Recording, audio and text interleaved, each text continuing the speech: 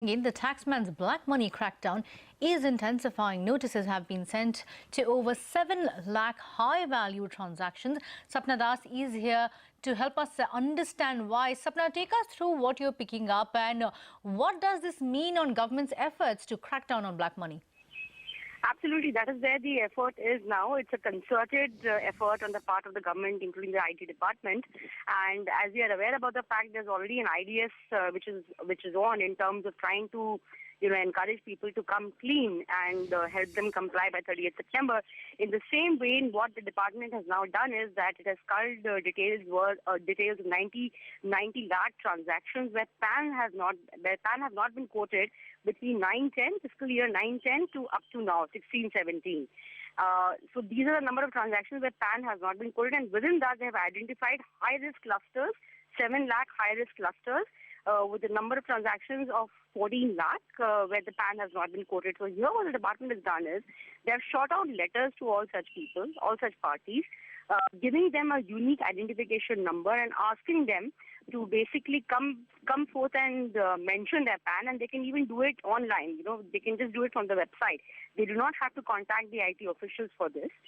And, so basically this means is that enough space is being given to all these people to come forward and mention whether the transaction has been done by them or it has not been done by them. It's quite surprising. You see the value of the transaction, 30 lakh and above worth of sale or purchase of property, or even, cash deposits being opened which are worth above 10 lakh rupees. And you'll see, if you're not quoting a PAN for such a big item, which it does indicate that there is something wrong in the system, or probably, people are trying to avoid scrutiny by the income tax department. So here where the responses will not be received, obviously, the department will try and track such people down, and where the responses are being received, they will see how they can handle these kind of responses. Probably also try and link it to the fact whether you're paying taxes correctly, whether something needs to be done under IDS. But the fact that now such letters have gone, all such people potentially will also not be able to come under the IDS banner also, which is open till 30th September. So it's a concerted effort on the part of the government.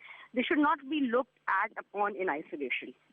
Okay, fair enough. But Sapna, if no replies are received, what is the further action? They have said that the department will initiate further necessary action. What is the further action that can be taken in that case? Well, they can go ahead and issue you a further notice. These are letters which have gone. Correct. As of now. They can issue you a notice, and there'll be a complete penalty. You may be even open to prosecution. Depends on what kind of charges can be brought forth. Because the fact remains that you're somewhere trying to hide information. So once that is out in the open, it won't take too much time for the government to track you down. Now, also in such cases, what will happen is that the option of a settlement and all that becomes very limited. So, basically people will be asking for a lot of trouble if they do not comply, they do not come forward and mention their PAN. You see, this option itself is new. Earlier we have not heard of such thing that you can actually come on the website online and, just say whether you've done the transaction. If yes, and if you have a PAN, please quote it. If you haven't, then you mention that. They're not even saying that, no, you have to say that you have done the transaction. Choices are being given to, potential taxpayers, or, some of them may be in the net, some of them may not be in the net. Okay. So, but things will become difficult later on. So, that the law will comply then. Right now, what is being given to you is a window. At least you can come and, mention your details on the website, and you do not have to contact any IT official for that.